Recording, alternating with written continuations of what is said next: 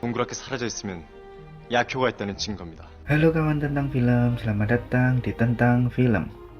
Terima kasih sudah memilih video ini.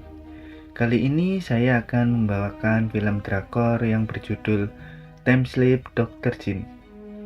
Film ini meneruskan dari episode sebelumnya. Jika belum nonton episode 1-6, silahkan nonton dulu. Linknya sudah saya siapkan di kolom komentar.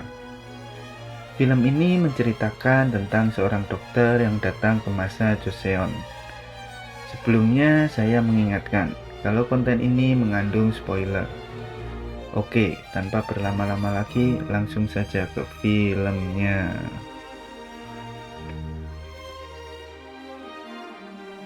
Di awal film, Pangeran Leha dan juga Jopal menginterogasi orang kerajaan untuk mengetahui pelaku yang sebenarnya. Dan ternyata ada Daegun. Lalu di balai pengobatan adanya percekcokan antara Tabib Jin dan juga Pangeran Leha mengenai obat yang akan dibuat oleh Tabib Jin. Karena Tabib Jin enggan untuk membuatnya karena bisa merubah sejarah yang ada. Namun Pangeran Leha tetap ingin obat tersebut dibuat supaya dapat menyelamatkan banyak manusia. Di tempat lain, Jopal bersama Pangeran Leha membahas emas yang ada di Daegun. Namun Jopal merasa ketakutan karena berhubungan dengan keluarga Tuan Kim. 그 심정이 어떻겠는가? 우리가 이미 한 면을 탄 처지 아닌가? 난 아무것도 모르는 사람이요. 행여 날 거기다 여권을. Di balai pengobatan, Tabib Jin merasa kebingungan karena Gayang tidak berada di tempat. Kemudian Tabib Jin berlari mencari hingga ke pasar dan akhirnya bertemu dengan Gayang, lalu membujuknya untuk kembali pulang. Namun di sini Gayang memberitahu jika dirinya mendengarkan apa yang dibicarakan Pangeran Leha dan Tabib Jin tadi. Jadi Gayang memilih untuk pergi. Namun Tabib Jin berubah pikiran dan akan membuat obat tersebut untuk menyelamatkan Gayang.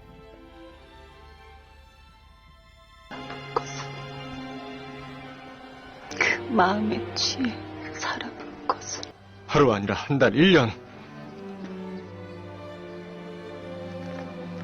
Di balai pengobatan, obat tersebut mulai untuk diuji coba. Dan juga Tabib Jin memberikan cara beserta petunjuknya kepada para tabib di sana. Saat itu ada pertanyaan untuk nama obat tersebut. Dan Tabib Jin menyebutkan bahwa namanya adalah penisilin.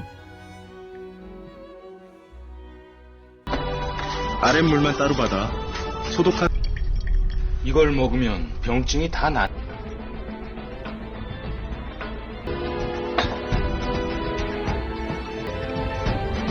근데 페니실린입니다. Pada malam hari, Pangeran Leha bertemu dengan Yongwi. Kemudian Pangeran Leha ditodong oleh Yongwi. Namun Pangeran Leha bilang jika ingin ngobrol dengan Yongwi tentang emas.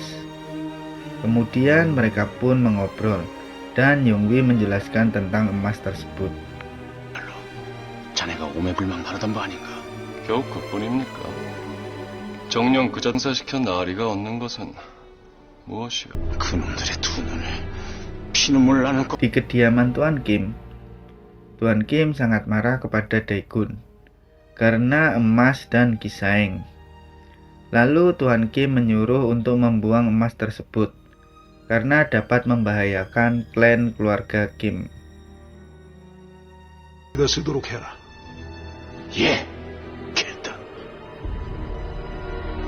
자들이 곧 역관을 문추한 자들일 것이다. Saat akan melakukan pemindahan emas tersebut, ada kelompoknya Yongwi yang sudah membuat siasat untuk mengambil emas-emas tersebut. Di tempat tersebut terjadilah pertarungan antara kelompoknya Yongwi dan Kyungtak, dan berhasil dimenangkan oleh Yongwi. dan membawa emas-emas batangan tersebut. Karena Yonghui berhasil menyandera Tuan Kim pada saat itu. 내줘라. 아니 된다. 좋다느냐? 그놈을 배제하고 와.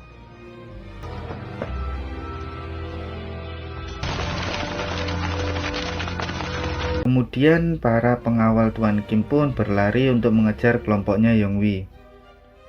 Lalu Shin berpindah di tempat balai pengobatan. Di sini mulai mengecek khasiat obat yang mereka buat apakah berhasil atau tidak. Semua yang dicek ternyata gagal. Namun masih tersisa satu mangkok uji coba lagi. Mangkok tersebut dibuka langsung oleh tabib Jin. Dan ternyata racikan obat penisilin tersebut berhasil. Obat pertama yang dibuat langsung diuji coba kepada Gaiyang. Namun sebelum itu ada tabib Beo dan temannya datang ke tempat itu. Di kediaman Tuan Kim terjadi keributan karena Kyung Tak membiarkan kelompoknya Yonghui membawa emas tersebut. Tuan Kim memberitahu untuk para penyepuh emas bahwa ada emas curian. Jadi emas itu tidak bisa untuk dijual dan juga disepuh. 분도 아니고. 어차피 양 경고를 어미해놓거라. Kyung Tak menggeledah seluruh ruangan yang ada di Gibang. Saat itu Chong Hong bersedih atas kaburnya Gaiyang, dan Kyung Tak menghentikan penggeledahannya dan membuat strategi baru untuk mengintai Gibang. Pangeran Leha lalu datang ke tempat Gaiyang dirawat dan berterima kasih kepada tabib Jin karena telah membuat obat yang membuat Gaiyang membaik. Lalu saat di luar balai pengobatan, Pangeran Leha menjelaskan kalau dirinya merampok emas-emas itu dan membuat tabib Jin marah karena bisa membuat situasi tambah berbahaya. Saat itu tabib kerajaan datang ke balai pengobatan dan mencari tabib Jin. Kemudian menanyakan tentang obat penisilin. Lalu tabib kerajaan diberitahu tempat membuat obat tersebut dan menanyakan tentang Kisaeng. Lalu menyuruh anak buah tabib kerajaan untuk mencari Kisaeng tersebut. Dan waktu akan mengecek tempat Kisaeng tersebut dirawat, ternyata Kisaeng itu sudah tidak ada di sana.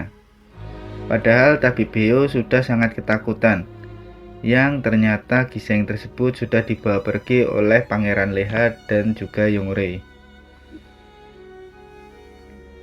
Saat itu anak buah Jopal memberitahu jika Gaiyang telah dipindahkan dan juga akan bersiap untuk ke tempat yang telah diberitahu. Di tempat Gaiyang dirawat adalah di tempat Jopal. Saat Jopal menagihnya, kemudian Pangeran Leha memberikan sebatang emas dan memberitahu untuk menyimpan emas itu dahulu karena sedang dalam pengawasan. 진짜로 좌상 맺을 때까지 기다렸다가 제 주권 녹여쓰도록. 아무튼 저 아이 내 주파리 자네만 믿겠네. Kemudian di tempat Gaiyang yang dirawat, dia didandani untuk bersiap kabur. Namun tiba-tiba Kyung Tak beserta pasukannya telah menangkap Gaiyang, lalu membawanya. Saat Pangeran Leha akan menyelamatkannya, ternyata dihalangi oleh Gopal. Saat malam tiba, ternyata Gaiyang diinterogasi dengan kejam oleh Daegun dan anak buahnya. 기어코 살 해양아. 끝내고 온전히 치료도 받게 해주마. 그리고 네 얻은 것도 결국 Pada pagi harinya, anak buah Jopal memberi kabar bahwa Gaiyang disiksa, namun tidak membuka mulut sama sekali. Dan Yongre menyuruh untuk menyelamatkan Gaiyang.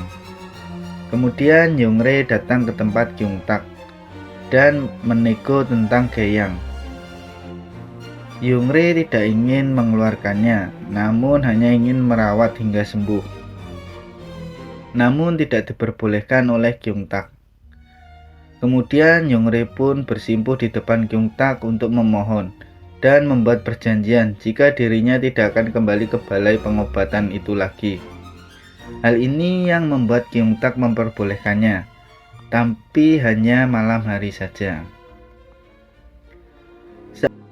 Saat malam tiba, tabib jin datang bersama Kyungtak untuk mengobati Gaeyang. Saat mereka sedang berbincang-bincang, ternyata Daegun datang dan menampar Kyungtak. Lalu Tuan Kim datang, kemudian menyuruh tabib jin untuk keluar dari situ, lalu membawa ke dalam kediaman Tuan Kim. Saat itu tabib jin coba bernegosiasi untuk memberikan obat kepada Gaeyang, namun tidak diperbolehkan oleh Tuan Kim. 하나뿐입니다. 그걸 지키는 것이 내 명을 거슬러도 되는 것은 아닐세. Pada saat itu tiba-tiba mereka mendapat kabar bahwa Gisaeng itu telah bundir dengan menggigit lidahnya sendiri, dan mayatnya pun dibawa ke Gibang, lalu disambut dengan isak tangis teman-temannya beserta Chong Hong.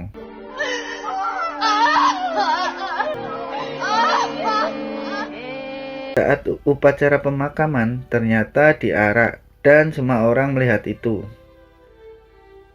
Banyak orang yang bersedih dengan kejadian itu.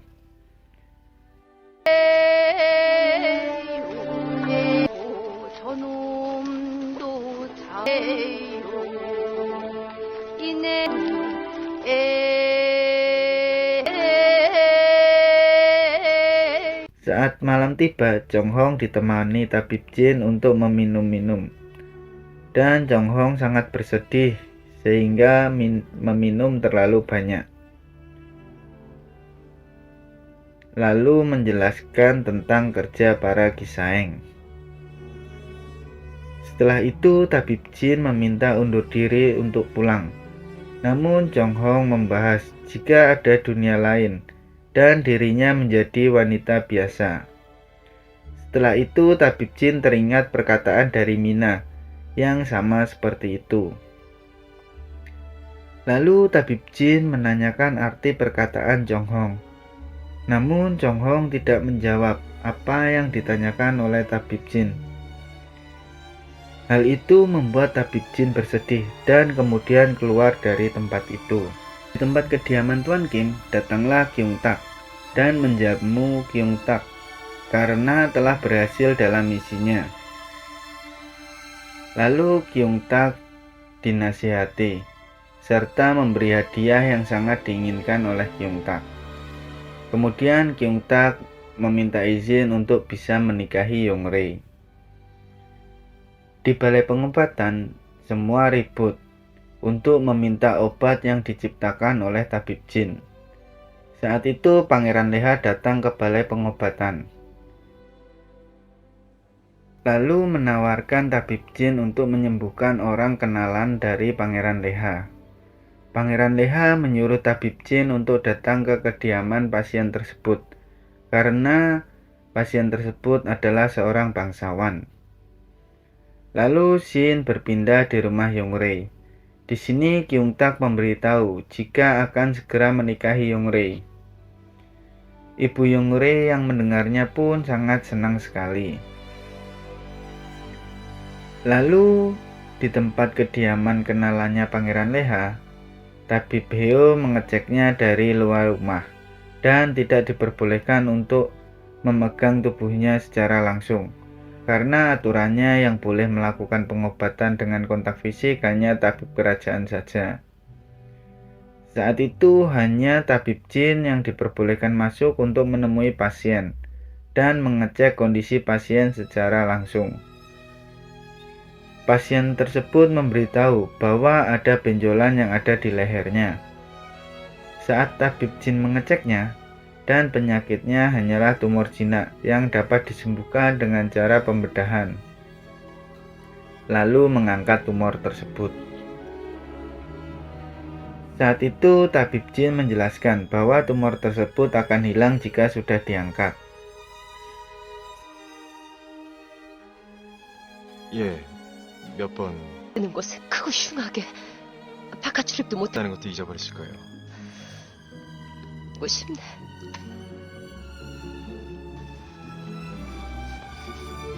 Saat malam tiba, Ibu Yongre menunggu kedatangan tabib jin dan memberitahu jika Yongre akan menikah. Lalu menyuruh tabib jin untuk keluar dari rumah tersebut. Namun Yongre pun keluar dari rumah itu. Dan film pun selesai. Akhir kata saya ucapkan terima kasih dan jangan lupa untuk subscribe channel ini supaya tidak ketinggalan serial berikutnya. Sampai jumpa di video-video selanjutnya dan episode-episode selanjutnya. Terima kasih.